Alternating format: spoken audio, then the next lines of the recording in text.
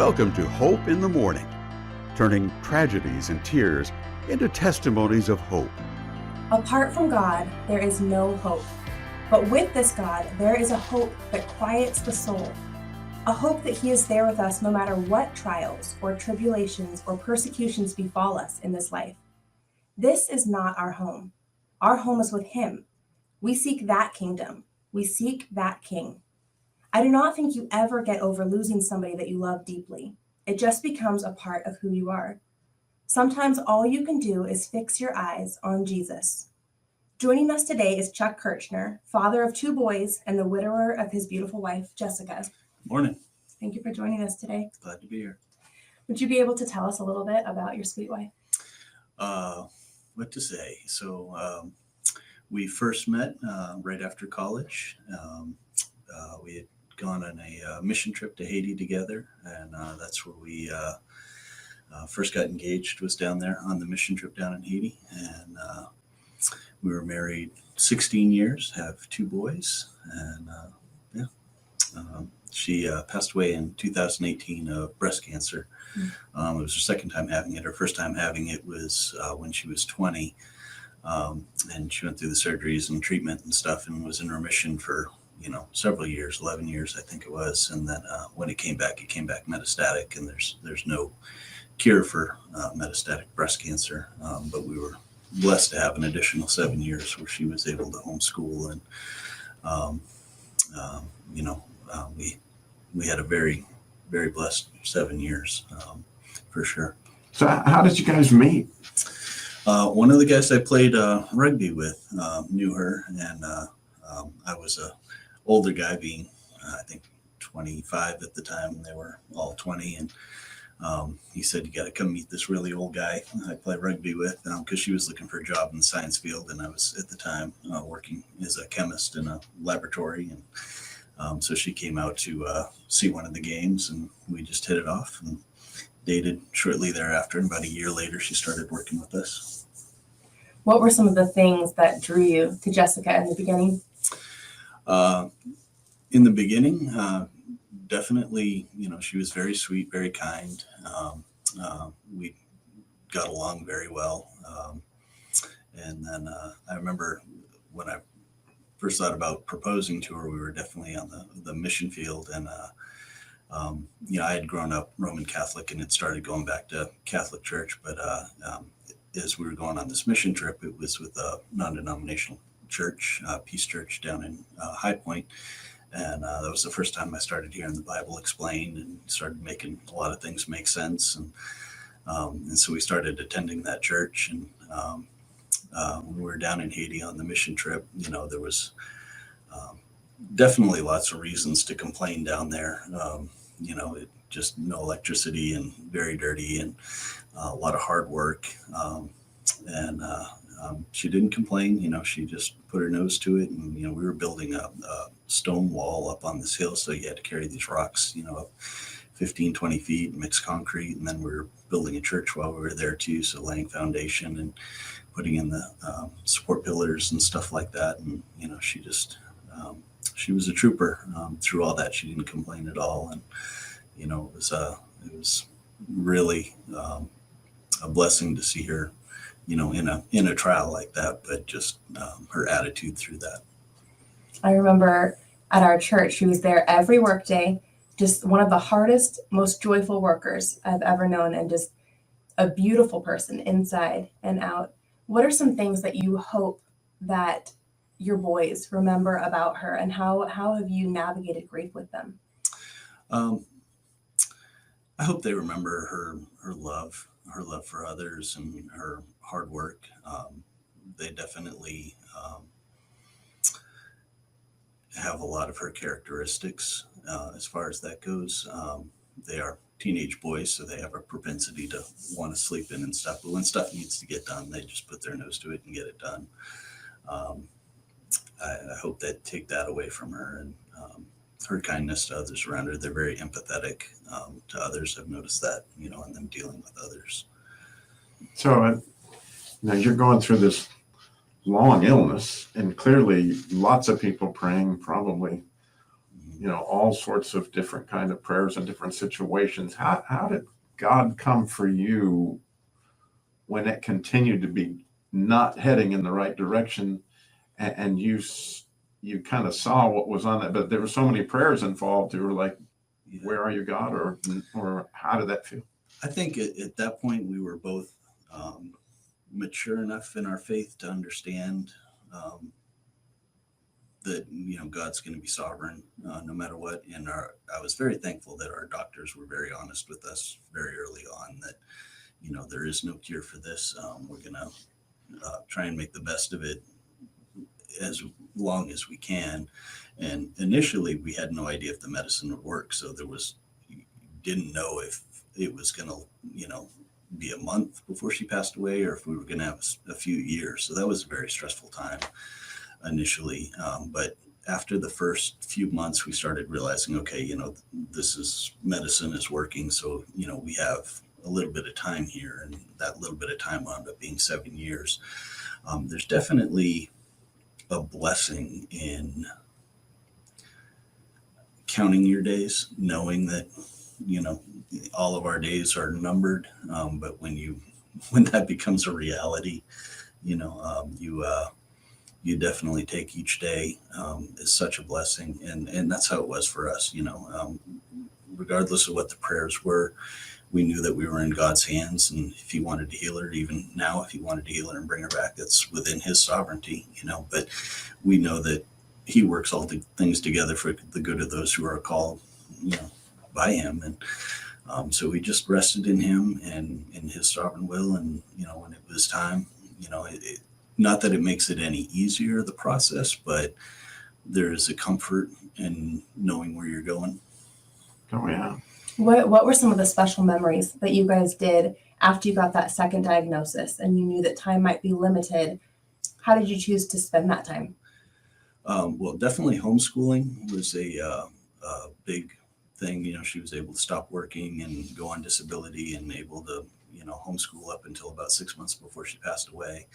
So we were able to spend a lot of quality time that way. Anytime we took vacations, we were able to, I could take Monday and Tuesday off of work, and so we could go Sunday, Monday, and Tuesday to any of the resort places, and they'd all be empty and have good deals. And so that was always kind of nice. And then one thing we did, I was able to take several weeks off of work.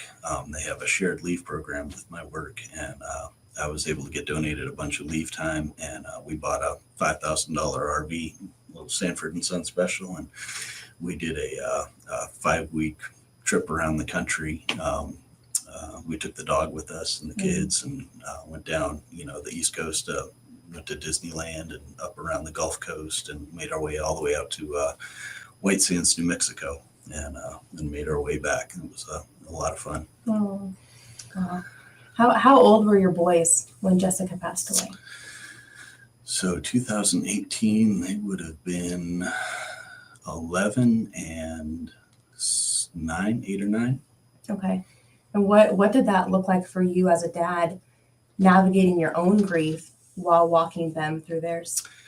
Yeah, there wasn't a whole lot of time to sit and, mope about, because, meals needed to be made, and laundry needed to be done, and house needed to be repaired, and cars needed to be fixed. And so, there was definitely, we took a few weeks off and, had our mourning time.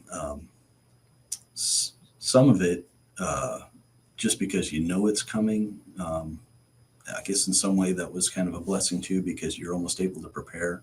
And we were able to have a lot of conversations together about, me getting married again with the boys, and,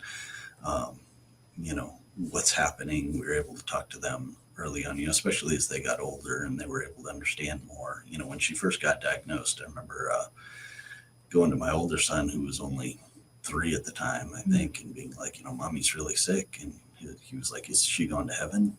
And it's just like, oh, but he didn't really grasp what all that meant then. But by the time, it was time for her to go, they understood what was happening, and they've just kind of rolled with it. And we've had some good conversations, but it's just, one day at a time. Was there a piece of scripture or hymn or something along those lines that the boys grasped, or you felt like they did, or that was a promise they could hold on to? I don't know so much about the boys, that particular ones that they've grabbed onto. I know Psalm 34 and the likes of that, of, God is close to the morning.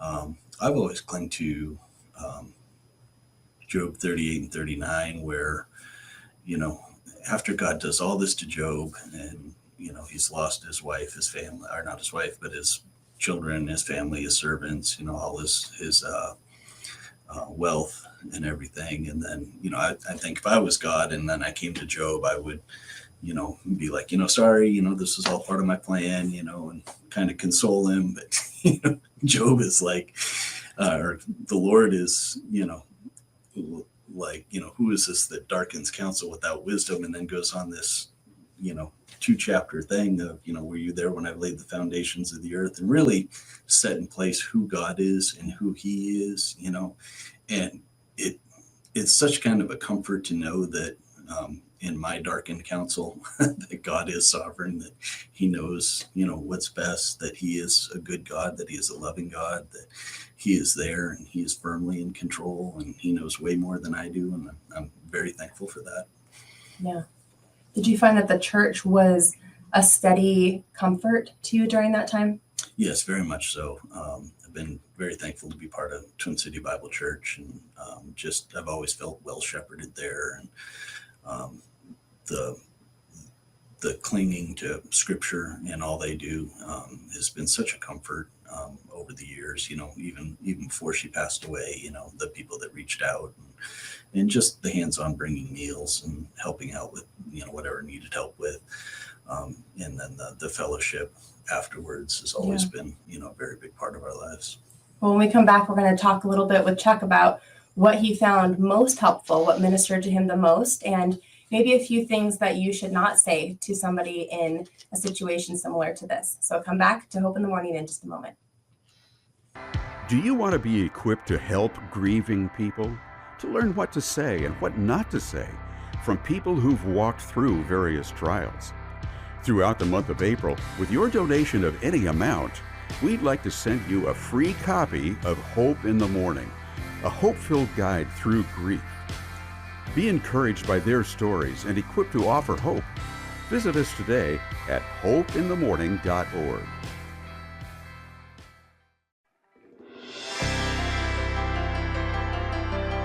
Hope in the Morning is a listener-sponsored program that encourages the weary, equips those who walk beside them, and evangelizes the lost. If you want to partner with this ministry, visit hopeinthemorning.org. And may you be filled with hope as you continue this episode of Hope in the Morning. My darling beloved, what joy you have brought throughout these many years. You were my most treasured gift, my truest of friends, and the laughter in my tears. You radiated beauty that came from within, as a reflection of the love you carried for him. The Lord Jesus Christ was your anchor and hope. He gave you such courage and strength to cope with the trials he deemed good for you, love. And your faithfulness throughout was a grace from above. More precious than rubies and the finest of gold was your love to me and your hand to hold. We walked hand in hand through joy and through fire, and when things were the hardest, our praise rose still higher. For we know the one who knows all things and can trust him throughout the trials he brings. His grace is sufficient and his promise is true, and so I rejoice knowing I'll be together with you, where there is no sorrow, no tears, and no pain, and we will worship our Savior together again. My radiant wife, now crowned with jewels, walking with Jesus beside crystal pools. I'll love you and miss you till I see you in glory, and I'll cry tears of joy as I tell our love story. Joining us still is Chuck Kirchner, who is sharing with us his story of his beautiful wife, Jessica. And would you just share with us a little bit of what was most helpful to you during those times? Before you do that, if you don't mind, I got to know where'd that poem come from. So that came from Hope in the Morning, and you can find Chuck's full story in Hope in the Morning, along with 20 other stories And that is the poem that I actually wrote for you after You she wrote the passed poem. away. I wrote the poem. Yeah. And so that comes after his story in the book in honor of Jessica. Wow. Yeah, I thought that was way more eloquent than me. I was like, did I write that? I was man, that's an awesome poem. That is an awesome poem. So what did you find was most helpful to you? Like what ministered to you the most? Definitely people being there. The elders came and visited, and pastors quite often, and that was always very nice. A couple of our elders are doctors too, so they were able to kind of help explain above and beyond, kind of what was going on with their body and stuff like that, and that was a blessing to us. Our old pastor, just out of the kindness of his heart, he sent me $100 a month for about 2 years, which, hindsight, $2,400, not a huge amount of money, but it was just such a way to say, hey, we love you, we're thinking about you. And them sending it every month was almost like a reminder, like, we're there with you and walking with you through that. And so that was a really sweet thing for them to do. Other than that, I had a couple really good friends. One goes to our church, one goes to another church, but they were always there. We still do an annual fishing trip together, and they were always, no matter what I needed or anything, they were always there. It's always been a blessing to have them around as well. Yeah. Through all that. What would you say are some things that should not be said? What were things that were not helpful? I remember hearing one time, my wife has metastatic breast cancer. Oh, I know so-and-so that died from that, and even though what the diagnosis is, that's not necessarily something you long to hear. Yeah. I don't remember too much other than stuff like that, but just being empathetic with where the person is at, asking how they're feeling or anything you can do for them. It's hard to ask for help, I guess, when you're in that space. It takes a humility to accept help. But it was such a blessing to allow others to come in and to bring meals. And we had church come in one time, and, they helped. They said just when she first got diagnosed, the church we were at said, just put a list together, a wish list of everything you want done at the house, and so we put together a list, and they actually came in and put a new roof on and did a whole bunch of work around the yard and around the house, just fixing odds and ends. Any little screw loose, you could walk around and just kind of put that on there. I think it was a joy for the church to be able to come in and help like that. And that was a big blessing for us. There was a little girl at the church too that did a fundraiser, and she wound up raising, I want to say it was like $13,400 the first time she got sick. And she was I don't even know if she was in middle school at the time. She might have been in elementary at the time, but it was just such a sweet thing, for her to gather some of the kids at school and have this big fundraiser thing. Yeah. That really helped with some of the initial expenses. Yeah. Was it a little girl that was at one of your boys' schools at that time? No, she was just one of the girls who went to school with. Okay. Went to church with. Okay. So I had a friend recently say, and I loved this, is that as believers, we are always either in a season of suffering or serving. Mm-hmm. And so how has your suffering led to you having a greater desire to serve others? I definitely feel more empathetic for others that are suffering, having gone through that, and understanding, where they're at in certain places, especially when they're doing treatment and stuff like that. I definitely have a big heart to try and serve others. I think that's where most of my joy comes from, is when I can help others. Yeah, very much like Jessica. Yeah. So in 2 Corinthians 1, right, it talks about the God of all comfort comforts us that we could comfort others with the comfort we were comforted with. And so were there things that you saw people do while you were going through that obviously, as you have friends and stuff, that you said, oh, this really was helpful, I'm going to do that? Have you had that experience? Definitely being there For others, I had a friend that recently lost his wife,